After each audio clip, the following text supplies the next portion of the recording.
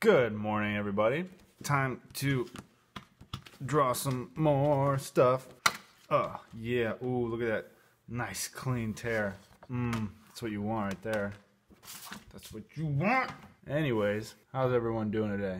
Oh, yeah? Well, that's nice. That's nice. Good. I'm glad everybody's A-okay, except for the people who aren't. Anyways, let's jump right into it. Today, we're going to be drawing something completely different. It's going to be a skeleton. I know I don't draw very many skeletons, so bear with me, guys. Always trying something new, you know, keeping it fresh. Anyways, I've had a lot of people asking for advice in the DMs, and not always specific advice. Like, it'll just say something like, "Can you please give me some tips?" And of course, I have no idea what the hell that means. Like, tips with what? I don't know. And then I get people asking me for like how to like questions about starting a t-shirt business, and I don't know what people think I'm doing, but I'm not running a t-shirt business at all. I'm just drawing pictures, and then with Threadless, which is a print-on-demand company. There are so many out there.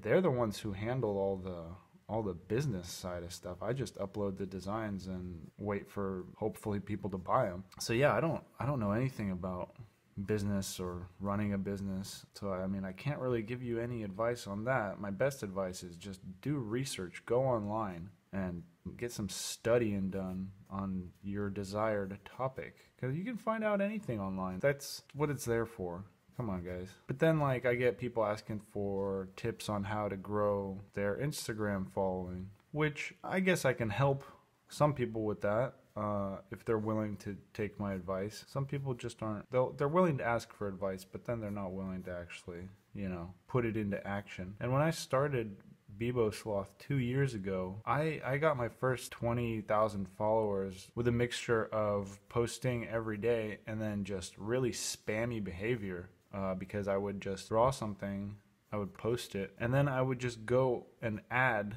I would go to, like, say some other account of an artist who would draw, you know, skeletons or dark art, horror art, or creepy stuff. Basically, like what I looked at as my competition, and I would go into who followed them, and I would just follow all of their followers, or as many as I could, until Instagram just would shut me down, and I would get blocked for like 24 hours or something. And I would also look at what hashtags are my competitors using. What are they doing that I could do, that I could maybe improve upon? Because you really just have to you have to do some research. You have to look at what other people are doing, see why are they succeeding, you know, what makes them so good. I mean, and this is just talking about like not directly looking at their content, because you can have amazing content and still have shit following on Instagram. That's I see that all the time, actually. And I think the reason for that is because a lot of artists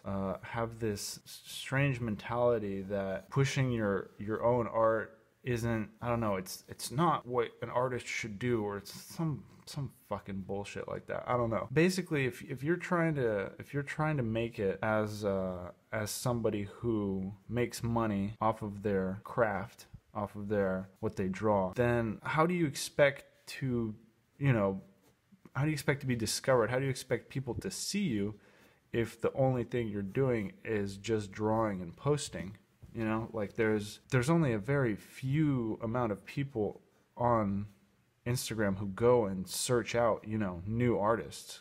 For the most part, the way that people find me or, you know, any other artist is through the explore page. That's pretty much the majority of what I've heard from people who said that's where they found me. Either the explore page, or, you know, maybe Facebook, somebody reposted me, or something on Pinterest. So what you really have to do, and also, before I forget, if you are drawing stuff online or on Instagram or posting it anywhere, always sign it with put your handle on it.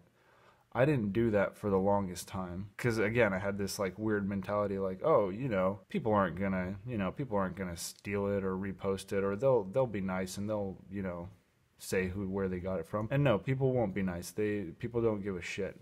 about anything for the most part. Always sign your work. Make sure that anyone who sees it or reposts it, they can tell where it came from. Because if you don't sign it, you're basically just losing followers every time you post. Because inevitably, if you have good content, people will repost your work. And that's where a lot of growth comes from online. And people ask me if they can repost my work. And my answer is always yes, but just please, please don't cut off the handle. Or if you do, then please tag me. Because when you repost an artist and you don't tag them, you're doing them a great disservice. Because if you like somebody's work and you want to share it, you should make goddamn certain that anybody who sees that work knows where it came from, So then the artist will get better feedback, they'll get more feedback, they'll feel encouraged, and they won't give up and kill themselves, which is always good. So yeah, if you want to get big on Instagram, the algorithm, I know people say this all the time, the Instagram algorithm changes all the time. And I'm not a professional on the algorithm. I don't know what changes it goes through or what it does. I only know the differences from when I started. Basically, when I started 2 years ago, the system was a lot more lax in terms of how many people you could follow in a day, like within a 24-hour span, how many posts you could do, just stuff like that. Like they didn't really monitor it, I noticed, until there was a hack on, I think it was November of 2017, like Justin Bieber's Instagram account got hacked or something, and some other people got hacked. And then after that, Instagram started reviewing a lot of their larger profiles. At the time, I didn't have too many followers. I think maybe like 40,000, like 45,000, something like that. But enough for them to look at my profile and analyze the fact that I'd been using the same hashtags over and over. Because I had a Word file, like a little note file on my phone that I would just copy paste, so I wouldn't have to type in goddamn 20 hashtags every post, So I would just use the same hashtags. And apparently that was enough to get my account shadow banned. And that was the first time I ever experienced a shadow ban. And that's another thing that Instagram still doesn't openly admit that they do. But I actually have proof that they do it, because like I said, I keep analytics of all my growth and progress in Excel spreadsheets. And so when this hack happened, I noticed that my follower growth had completely dropped off, and I was actually, instead of gaining like a couple hundred, like 200, 250 followers a day like I was getting, I started losing like 1 to 2 followers a day, which was just insane for me at the time, because I was growing fairly rapidly, and then just all of a sudden it just fell off into nothing. And what you have to do to get rid of a shadow ban is, if you're on a business profile, then you have to go back to a personal profile. And if you're already on a personal profile, then you basically just have to lay low. You have to just not post for 2 weeks at least, something like that. Like maybe post like once every couple days, but just keep it really low key. Don't use hashtags. Don't post any, controversial material. Just basically just go off the grid. Again, this is all information that I tracked down online when I was trying to figure out what happened to my page. And eventually the shadow ban was lifted. It took quite a while. I know it took longer than a couple weeks. But then what sucks about that is the way Instagram works with their likes and stuff is that you get what's called like a snowball effect. That's why I encourage people to post every day. Like say we start at the beginning of the week. You post Monday, and that's like the beginning of the snowball. And you post Tuesday, and the snowball like starts rolling down the hill, so it gets a little bit bigger. So in a couple months' time of you posting every day, that little snowball at the beginning of the week, or at the very beginning, gets bigger and bigger. And what I'm trying to say is that when you post consistently with similar content, your followers get this expectation of what you're going to do. They expect you to post. And when you do, you fulfill this expectation, and you get likes and you get follows, and this grows. It's just science, guys. It's just science. Okay, so my main tip for people who are artists or just trying to get a following, you have to identify what kind of content you're putting out in terms of who is consuming the content, who those people are, what they like, their interests. And I don't want to say you have to cater to them, but you have to just kind of know who you're doing it for and why. And that way you can structure your content to more efficiently, garner a following. Like I've explained before, the reason that I draw skeletons and not anything else is very simple. I would post art to Instagram for about a year before I started Beebosloth. And it was just, it's the stuff that's in my sketchbooks. It's stuff that I like, I don't know, fantasy, like goblins, monsters, knights, all sorts of stuff. I mean, skeletons too, but just stuff that would just come to mind. And none of it ever got any traction. And I never really thought why this was until I picked out one subject, which was, skeletons. And it made me realize if you're just drawing stuff, that you like, and it's just all over the place, you're experimenting, you're an artist, you're just drawing stuff, but it doesn't have any theme or it doesn't have any congruency to it, then it's going to be very difficult to grow. Because on Instagram, people follow certain profiles because they look for certain content. But if you've come across a profile and the content is just all over the place, like it's watercolors and it's oil paintings and it's ink drawings, and you like some of it but you don't like all of it, chances are you're not going to follow it. You want something that's curated and catered to the thing that you like, correct? So you go and you follow somebody like Beebosloth because he does skulls and you like skulls and you like being sad and feeling sad because it's fun. Everybody likes feeling sad. So what I'm saying is, you really got to focus, because it's not. I know you guys are going to be like, well, wait, what if I don't want to box myself in and find a theme or something. And to that, I got to reply that in the very beginning when you're starting off, it's not about you. It's just about growth. Oh my God, somebody's calling me. What the hell? I don't even know what that is. Anyways, so it's about just getting your foot into the door, so to speak. Think about it this way. When you start off on any social media platform, you're not really trying to, you shouldn't really be trying to express yourself right off the bat, because who's gonna give a flying shit about that? First, you want an audience to express yourself to. So pick something that you're good at. Pick something that your audience likes. Say if you have work on your page already and you've been drawing stuff but you don't know what to focus on, just take a step back and look at where you get the most engagement. Look where you get the most comments, where you get the most people saying, hey, I like that, most likes, and focus on whatever that thing is.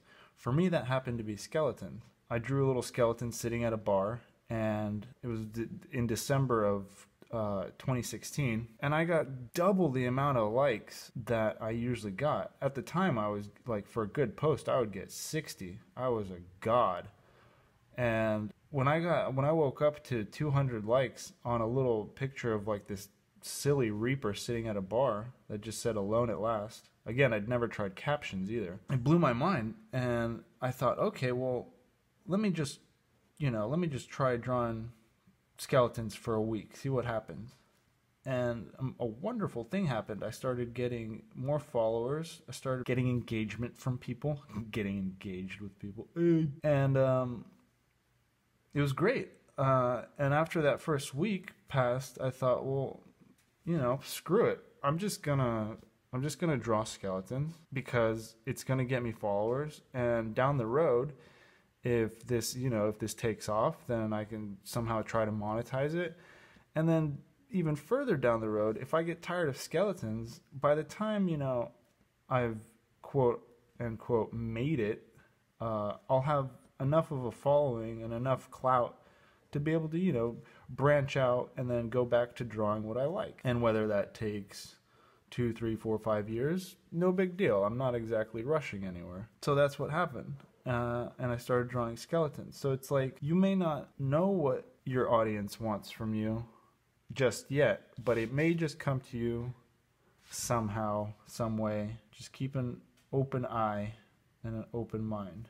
I'm not saying that everybody should draw skeletons, because it's not just the skeletons that the people like.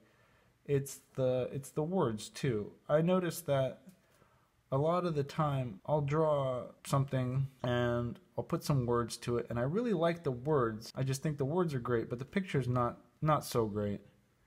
And people pick up on that, and it still gets a really high amount of likes because people also like the words. And the drawing, no matter how crappy it is, it kind of embodies those words, and it all works together. It ceases to be a shitty drawing, and it just becomes kind of, you know, almost a meme or a joke, which is great. I love making people laugh. I like having that ability. Oh, okay, so now we gotta wait for this to dry. I guess I'll show you guys another old sketchbook. Oh, this will be good. This is from high school. This is great. So again, I'm gonna go pretty fast. You can see how good I was, how amazing. Look at anime influence here. This is a really good one. It's clouds and jars. I think I was reading the BFG for some reason in high school. More anime influence. Here's some Ninja Turtles for people who like Ninja Turtles. Some skulls. Yeah, I've been drawing skulls for a minute.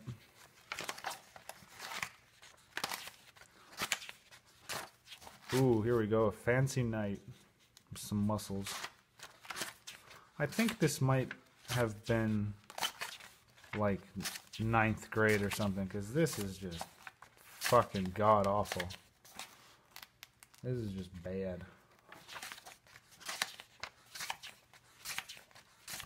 So his shirt says "Destroy Racism." Wow, I was so cool.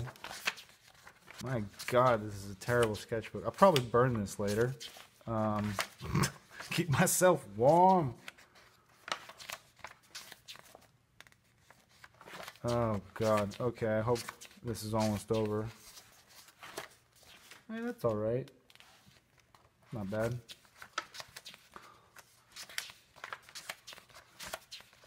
Yeah, I'm not a big fan of drawing with pencil. I don't know, I find it kind of frustrating for some reason.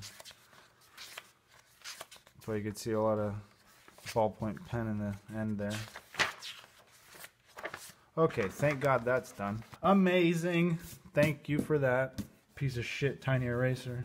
Another tip I have for Instagrammers, artists, Instagrammers, is if you have one account and you're posting your art and your personal stuff to one account, don't do that. I recommend turning your current account, whichever one that you're using, into your art account, so then you have those followers, and creating an entirely new account to be your personal account. Because at the end of the day, who has an Instagram for personal validation? I mean, come on, guys. Come on, grow up. So yeah, you change your...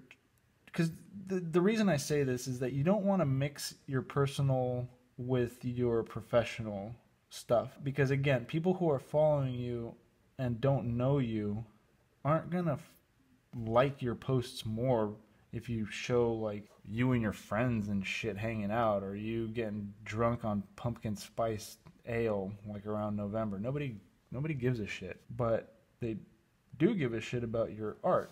So it's good to separate those. It shows that you're dedicating online space to your craft, which, you know, it's great, because when you're mixing stuff, it feels a little desperate, like, hey, this is my art, but also I'm a person. Nobody gives a shit who you are. Nobody cares if you're a person or if you're not a person, or if you're a reptile, or whatever the fuck. Like, nobody cares. Just be real with yourself. But they will care if you make good content. Then, if you start making good content, then people will become interested in who you are. Then you can start kind of, squeezing your greasy face back into the picture. I mean, only if you want. When people don't know who you are, it creates a little sense of, ooh, intrigue, ooh, mystery. Who is this person? Wow, what drives them? Ooh, crazy, interesting. I mean, not always, but I like to think that. Anyways, get your greasy face out of your Instagram, post your art, and put your tag on it. Also, when you're posting your work, for the first probably year, or at least 8 months, probably the first year that I was posting, I would just draw the picture and then I would take a photo of it, and to get the blacks darker, I would just heighten the contrast super high on the phone. I had an iPhone. I mean, I still have an iPhone. And then I would just post it without any kind of editing on the computer. I would physically write my handle like on the picture. I would write at Beebosloth, which for resale value, when you're trying to sell the original and you have a goddamn Instagram handle on it, it's not great. People don't really want that on the actual piece. They want your signature. They don't really want your handle. I mean, if that is your signature, then dear God, please change your signature for all the people who will potentially buy your work. So what I'm saying is, if you're serious about your work, get yourself a scanner. They're not expensive. They're, for a regular small compact scanner, it's like $75. You could probably even find one cheaper. You might find one used. Maybe your parents have one. Maybe in the house that you live, there's one of those printer scanner combination devices. There's many different ways to go about acquiring a printer. Steal one. Break into some old person's house. Take their scanner. I don't know why they have a scanner. They're old. But take it. And then make your work look as good as possible. Make sure that, like when you're posting, you have to remember that the Instagram favors the square. I mean, I know they allow different formats now, like long and tall and whatever, but it still favors the square. When you're looking at somebody's page, it's still got that 3 by whatever 3 kind of grid look to it. So you want to make sure that your pictures look good in a square. They look framed by the square, like, or if they're not, then make sure to take a photo of it to make it look like it looks good in a square. So I'm not saying that you have to always draw in a square format. No, you don't have to do that. But it helps. In the very beginning, I used to start off my sketches. I would draw a pencil kind of box for myself as guidelines, just so I knew where I should draw. So I knew what it would more or less look like when I was done. And it helps. It helps. Some people have a different method. They will draw the picture. I mean, this applies to, what I'm going to say now applies mostly to black and white art, similar to this, just illustrations. I've seen people, what they do is they'll draw it by hand, but then they'll scan it into their computer. They'll vectorize it, and then they'll take just the black lines on a transparency, like on a transparent PNG, and then they'll have a bunch of, I mean, I know you guys have seen this before, they'll have they'll take a picture of a piece of like watercolor paper, just like the paper, the textured paper, and then they'll put like a couple pencils here, and then like an eraser, that's a piece of apple. I don't know, like little props. They'll put like a little heart-shaped rock with some other bullshit. And then what they do with this image that they have is they'll import the PNG and stick it right here so that the image appears right here. So it looks like they drew it on this nice textured paper, and it's got like, stuff around it, like, oh, look at this, I drew it with these, and like, look at me, I have a heart-shaped rock. Anyways, people love this shit. So you can do it like that. Pardon my apple. Also, I don't really recommend using filters, like stock Instagram filters on your work, unless it's like the tilt shift kind of thing. That kind of makes stuff look cool, a little bit blurry around the edges. Anyways, so yeah, pay attention to what people engage with on your page. Always sign your stuff. Yeah, post regularly. What I mean by that is, if you can, post every single day and try to post at a similar time, basically depending on the time zone that you're in. Just experiment, see what time gets the best amount of engagement. I personally like to try to post anywhere between 9 a.m. to 12 p.m. just because if I post in the morning, then I can collect likes throughout the day. I mean, also, PewDiePie posts his videos in the same time frame as well, so I think there's something to that. So yeah, I think morning is definitely a good time to post. 2 o'clock, I read, is also a decent time, because a lot of people who have real jobs will be on their lunch break. They'll be browsing their phones. 6 p.m. onward is also not bad because people are getting off of work. You have to think around people's schedules and stuff. But again, try to post daily. If you can post daily at least once a day, then you're doing yourself a huge favor. Instagram likes people who post regularly. And I wouldn't recommend automating it. I would recommend always doing it manually because A, that is discipline, and you need that discipline in other parts of life, just in general. You got to be disciplined. And also, anything automated in social media, algorithms don't like that. They don't like automation. They like when a human is in charge of what goes up and when and how and with which hashtags. Again, that goes back to like cutting and pasting hashtags. It's much better to, I mean, you can, right now I've noticed that there's kind of a lull in Instagram checking on people's, like, you know, hashtags. There's a few artists that I monitor as competition who have just been spamming the exact same hashtags on all their stuff for months with no repercussions. So you can go ahead and do that for now. I mean, nothing bad gonna happen, I don't think. So yeah, post regularly.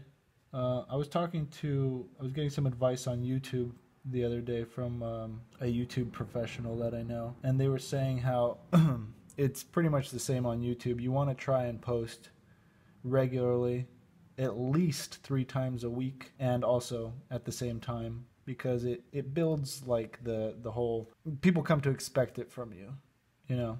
And when people are expecting something and they're waiting for something, then they're more likely just to like it when it comes out just because it came out, because they were waiting for it and they wanted it, regardless of if it's that good or not.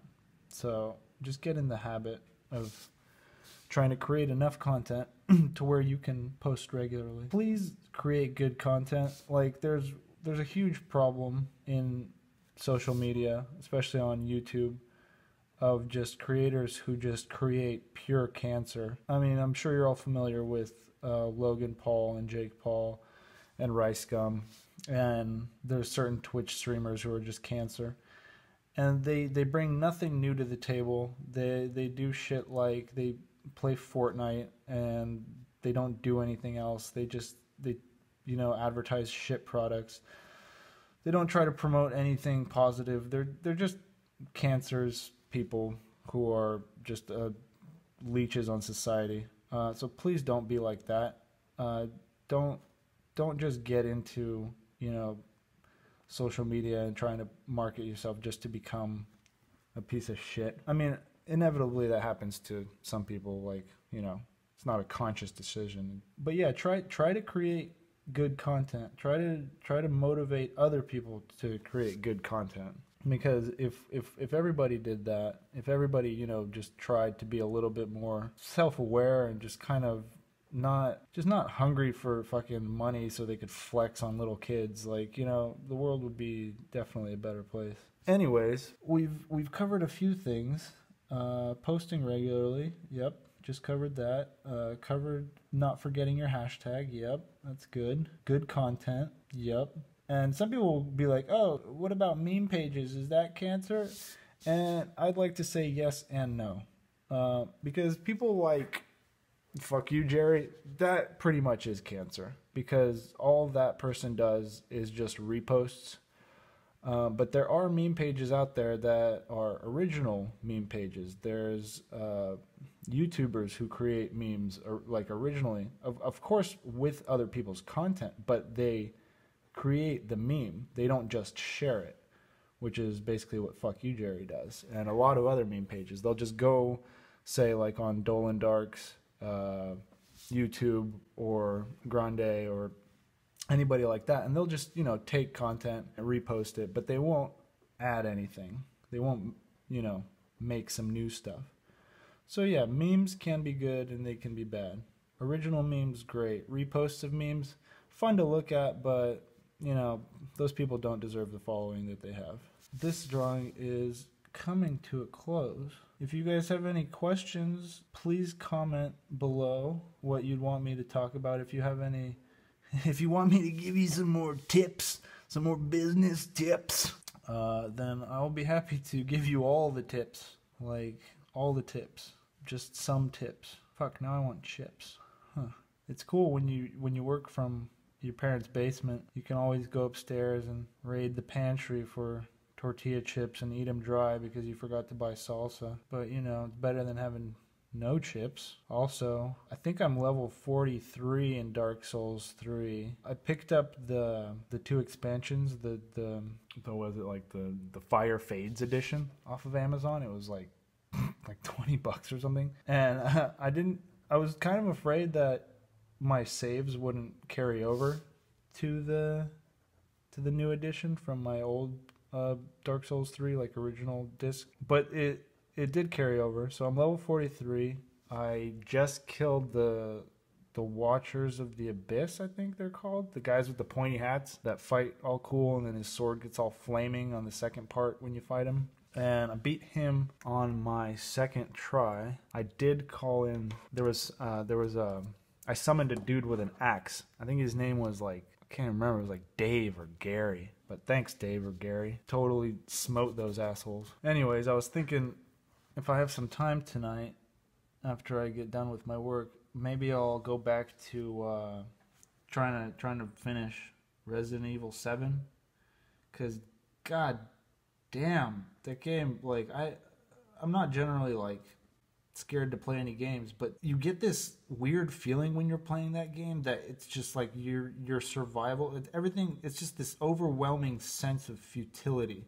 You just feel like no matter what I do, no matter where I go in this goddamn house, like I'm never gonna be like strong. I'm never gonna be like powerful. I'm always just gonna be running scared for my life, and which is amazing because like you hear about the genre survival horror, and you think, what does that mean? What does that mean, survival horror? Do I have to craft like a teepee or something? No. It just means you're just surviving. Like, you're never actually doing well in the game. You're basically just scraping by. Like, by the time you get to a save point, like, half your arm's hanging off, you got 2 life, and you're just glad to be alive. And you have this feeling like, what? How do I keep going? Like, I'm just barely alive. And that's perfect. I mean, the way that they achieved that was, I don't know, it's great. You basically just get through every scrape, just squeezing by. Not like Skyrim where you max out your goddamn enchanting and your potions and your smithing and then just use that vicious loop to get to like level infinity on your fucking armor and just go around ganking everybody and their goddamn grandma in the game. You're never doing well. You're just surviving. So here it is, folks. I'm so high, I forgot I was high. Happy Thanksgiving.